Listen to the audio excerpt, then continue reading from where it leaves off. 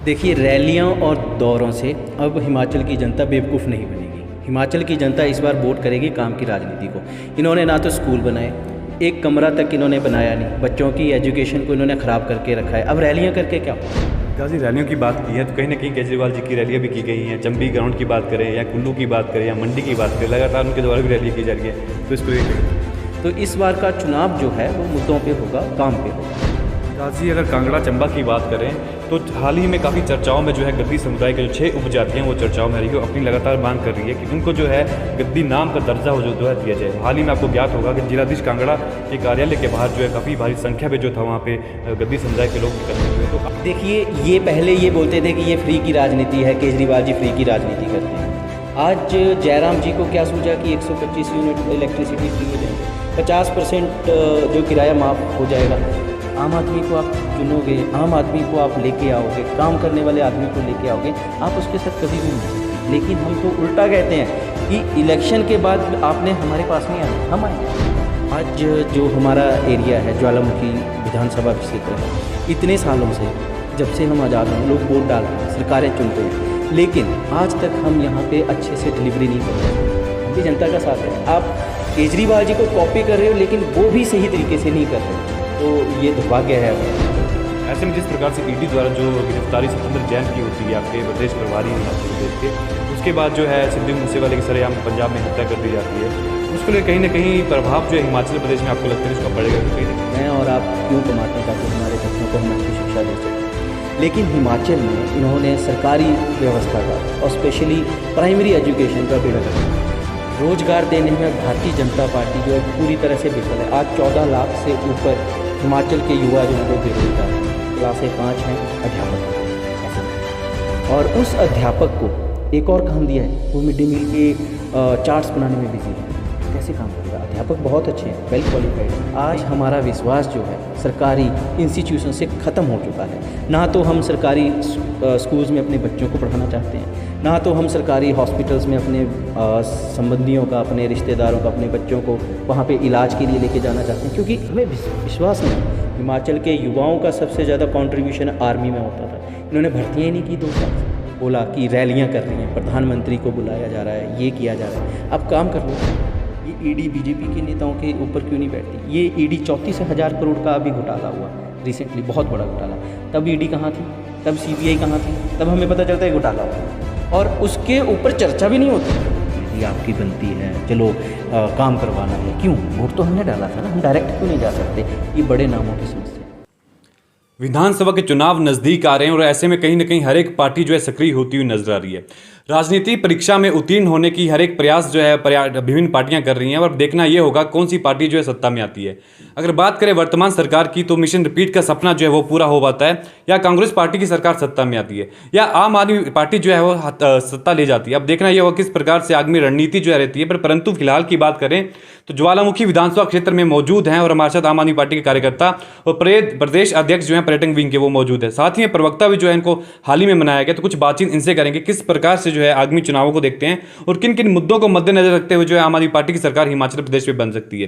Sir, सबसे पहले स्वागत आपका हमारे चैनल पे। आपका और आपके हिम एक्सप्रेस के व्यूअर्स का भी स्वागत है। सर, अगर बात करें तो चुनाव नज़दीक आ रहे हैं, क्या कुछ रणनीति जो है आपकी रहने वाली होंगी? लगातार विभिन्न पार्टियां बेहद ही सक्रिय हैं, चाहे भारतीय जनता पार्टी की बात करें या कांग्रेस पार्टी की बात करें या आम आदमी पार्टी की बात करें। लगातार रैलियां की जा रही हैं, दौरे किए जा रहे हैं, जिला कांगड़ा के दौरे कर रहे हैं, जिला धर्मशाला के दौरे कर रहे हैं, तो क्या कुछ कहेंगे, क्या कहना है? देखिए, रैलियों और दौरों से अब हिमाचल की जनता बेवकूफ़ नहीं बनेगी। हिमाचल की जनता इस बार वोट करेगी काम की राजनीति को।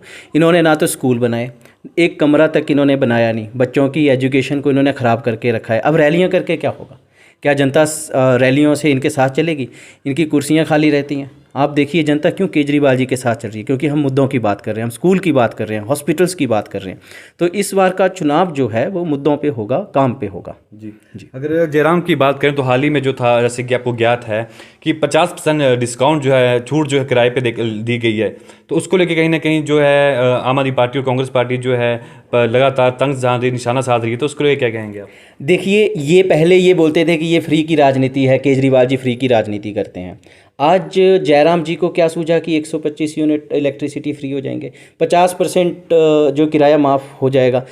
धर्मशाला में वो जाके ये बोल रहे हैं कि मैं महिलाओं को, मैं अपनी बहनों को एक सुविधा दे रहा हूँ। जब हम ये प्रचार करते हैं कि दिल्ली में ये सुविधा बिल्कुल फ्री है, महिलाएं जो हैं बस में सफ़र फ्री कर सकती हैं, तब हमें कहा जाता है कि आप ये एक राजनीति कर रहे हैं। अपने लिए आपने जब ये एक 50% का डिस्काउंट दिया तो आप कह रहे हैं कि हम महिलाओं का साथ दे रहे हैं। जब हम वहाँ पे किराया नहीं लेते तो हम किसका साथ दे रहे हैं? हम भी जनता का साथ दे रहे हैं। आप केजरीवाल जी को कॉपी कर रहे हो लेकिन वो भी सही तरीके से नहीं कर रहे, तो ये दुर्भाग्य है अभी हिमाचल का। जी, ज्वालामुखी विधानसभा क्षेत्र की बात की जाए तो क्या कुछ अहम कार्य जो है आपके द्वारा किया जा रहे हैं ताकि संगठन को जो है अपनी आम आदमी पार्टी को यहाँ पे मजबूत किया जा सके और जो पकड़ है जनता में वो बनाई जा सके? लंबे अर्से से भारतीय जनता पार्टी, कांग्रेस पार्टी की सरकार जो है इस क्षेत्र में रही है, ऐसे में आम आदमी पार्टी किस प्रकार से जो है यहाँ पे कार्य कर रही है? देखिए, आम आदमी पार्टी आम लोगों की पार्टी है। हम घर घर में जाके, हम लोगों के गांव में जाके, हमने गांव-गांव से लोगों को जोड़ा है, हमने संगठन बनाया है। हम संगठन का विस्तार करते हैं, गांव में जाके हम जनसंवाद करते हैं। आज ज्वालामुखी में हर दिन हम एक्टिविटी करते हैं। हमारी टीम्स जो हैं लोगों के घर घर जाके उनको केजरीवाल जी की नीतियों के बारे में अवगत कराती है, और साथ में हम उनको इतना साहसी बनाना चाहते हैं कि वो सवाल पूछें। क्योंकि हमारा आजकल एक प्रोग्राम चल रहा है, कार्यक्रम चल रहा है ज्वालामुखी में, क्या पूरे हिमाचल में, पंचायत जनसंवाद।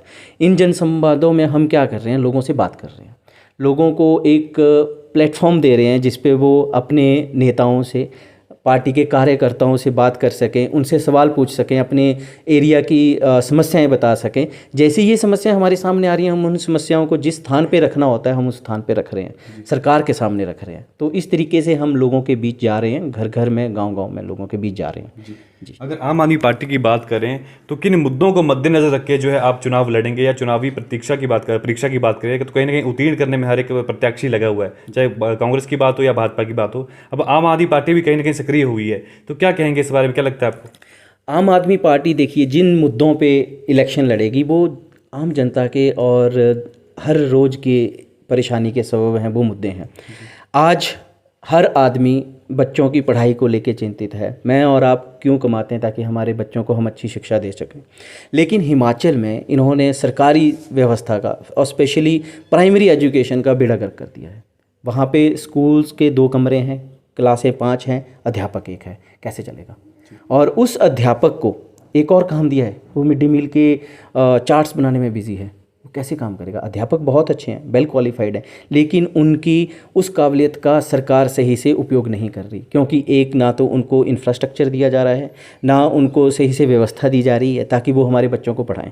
आज हमारा विश्वास जो है सरकारी इंस्टीट्यूशन से ख़त्म हो चुका है। ना तो हम सरकारी स्कूल्स में अपने बच्चों को पढ़ाना चाहते हैं, ना तो हम सरकारी हॉस्पिटल्स में अपने संबंधियों का, अपने रिश्तेदारों का, अपने बच्चों को वहाँ पे इलाज के लिए लेके जाना चाहते हैं। क्योंकि हमें विश्वास नहीं है कि कब ये सरकारी हॉस्पिटल के डॉक्टर्स हमें बोल देंगे कि आपको रेफ़र किया जा रहा है कहीं आगे। हमसे कोई बात नहीं की जाती किसी तरीके से। आज जो हमारा एरिया है, ज्वालामुखी विधानसभा क्षेत्र है, इतने सालों से, जब से हम आज़ाद हुए, लोग वोट डाल रहे हैं, सरकारें चुन रहे हैं, लेकिन आज तक हम यहाँ पे अच्छे से डिलीवरी नहीं करवा सकते। आप ज्वालाजी विधानसभा क्षेत्र में घूमिए, मैक्सिमम डिलीवरीज जो है वो टांडा होती हैं। क्यों रेफ़र किया जा रहा है? क्या हमारे पास अच्छे डॉक्टर नहीं है? क्या हमने अच्छा इंफ्रास्ट्रक्चर नहीं दिया? तो हट फिर के बात यही आती है कि ये सरकारें जो निकम्मी हो चुकी थी, इन्होंने इंफ्रास्ट्रक्चर नहीं दिया, डॉक्टर्स नहीं दिए, तो इसका खमियाजा किसको? आम आदमी, मतलब जो जनता है, आम जनता है, उसको पड़ रहा है। तो उनको कहाँ रेफ़र होके टांडा जाना पड़ता है, रेफ़र होके कहीं बाहर जाना पड़ता है। तो ये बहुत मुश्किल बात है। तो हमारा जो मेन मुद्दा है वो है शिक्षा, स्वास्थ्य, सड़कें, रोज़गार देने में भारतीय जनता पार्टी जो है पूरी तरह से विफल है। आज 14 लाख से ऊपर हिमाचल के युवा जो हैं वो बेरोज़गार हैं। हिमाचल के युवाओं का सबसे ज़्यादा कंट्रीब्यूशन आर्मी में होता था, इन्होंने भर्तियाँ ही नहीं की 2 साल से। तो भारतीय जनता पार्टी जो है वो किसी भी तरीके से, जैसा आपने भी पूछा, बोला कि रैलियां कर रही हैं, प्रधानमंत्री को बुलाया जा रहा है, ये किया जा रहा है। आप काम कर लो ना, आप पहले काम कर लो, जनता को फैसिलिटीज़ दे लो। आप रैलियां कर रहे हो और इनके रैलियों के खर्च देखिए कितने हैं, जनता के ऊपर नहीं खर्चना चाहते ये। तो ये चीज़ें हैं, हम इन मुद्दों को लेकर जनता के बीच में हैं। जी, विकास जी, रैलियों की बात की है तो कहीं ना कहीं केजरीवाल जी की रैलियां भी की गई हैं। चंबी ग्राउंड की बात करें या कुल्लू की बात करें या मंडी की बात करें, लगातार उनके द्वारा भी रैलियां की जा रही हैं, तो इसको लेकर क्या कहेंगे? देखिए, अभी हमारी रैली में जितने भी लोग जाते हैं वो अपनी दिहाड़ी तोड़ के, ठीक है, हमारे साथ जो लोग जुड़े हैं वो अपने बिजनेस को छोड़ के किसी भी तरीके की उनकी अर्निंग है, उस अर्निंग सोर्स को एक दिन के लिए वो शट डाउन कर देते हैं। क्यों? क्योंकि उन्हें ये उम्मीद जाग गई है कि केजरीवाल जी ने अगर दिल्ली में कर दिया, उन्होंने दिल्ली में स्कूल्स अच्छे कर दिए, उन्होंने दिल्ली में हॉस्पिटल अच्छे कर दिए, सड़कें अच्छी कर दी, व्यवस्थाएं अच्छी कर दी, तो हो सकता है यहाँ भी हो जाए। यहाँ वो इसलिए जा रहे हैं कि केजरीवाल जी को लाना है, ताकि आज हिमाचल में जो स्कूलों का स्तर गिर गया है वो बढ़ सके, जो हॉस्पिटल्स जिस पे हमें विश्वास नहीं रहा वो विश्वास दोबारा से वापस आ सके। हम लोगों को नौकरी चाहिए सरकारी, लेकिन व्यवस्थाओं में नहीं जाना है। सरकारी इंस्टीट्यूशन में हम बच्चों को नहीं पढ़ाना चाहते, सरकारी हॉस्पिटल में हम जाना नहीं चाहते, लेकिन नौकरी सरकारी चाहिए। क्यों? विश्वास टूट गया है। इसमें कोई संदेह नहीं है कि आम आदमी पार्टी जो है शिक्षा को लेके, स्वास्थ्य को लेके और रोजगार को लेकर जो चुनाव लड़ रही है, पंजाब में भी हमने उसके जो परिणाम है वो देख लिए हैं। परंतु हिमाचल प्रदेश की बात करें तो लंबे समय से जो है दोनों पार्टियां ही राज करते आई हैं। ऐसे में जिस प्रकार से ईडी द्वारा जो गिरफ्तारी सत्येंद्र जैन की होती है, आपके प्रदेश प्रभारी हैं हिमाचल प्रदेश के, उसके बाद जो है सिद्धू मूसेवाले की सरेआम पंजाब में हत्या कर दी जाती है, उसको लेकर कहीं ना कहीं प्रभाव जो है हिमाचल प्रदेश में आपको लगता है उसका पड़ेगा? क्योंकि कहीं ना कहीं आम जनता जो है हिमाचल प्रदेश की काफ़ी मासूम है, और ऐसे में इस प्रकार का प्रकरण जो होता है तो उसको लेकर कहीं ना कहीं जनता में संदेह जो है और डर जो है थोड़ा बहुत बना हुआ है कि अगर इस प्रकार की पार्टी हिमाचल में आती है तो हिमाचल की जो अखंडता है, जो वहाँ की कल्चर है, उसको आर्ट एंड कल्चर को काफ़ी प्रभाव जो है पड़ सकता है। तो इसको लेकर क्या विचार है आपके? ये आपके सवाल में ही जवाब छिपा था कि वहाँ पे सिद्धू मूसेवाला की आपने बात की, ईडी का यूज़ सत्येंद्र जैन जी के अगेंस्ट किया गया। आपने जो सवाल पूछा उसी में जवाब था। ये यूज़ और ये प्रकरण इसलिए किए गए क्योंकि हिमाचल में हमारा ग्राफ बढ़ रहा है। हम हिमाचल में हर घर में पहुंच चुके हैं, हर लोग जो सोच चुके हैं कि हमने बटन झाड़ू का ही दबाना है। जब गवर्नमेंट्स को ये पता चल चुका है कि अभी हमारी सत्ता जाने वाली है, तो उन्होंने क्या किया? क्या था इनके पास? ईडी थी। जिस केस में सीबीआई क्लीन चिट दे चुकी है कि आप पाक हैं, उसमें ईडी है। आज की डेट में आप देख लो किस तरीके से मिसयूज़ कर रही है गवर्नमेंट ईडी का।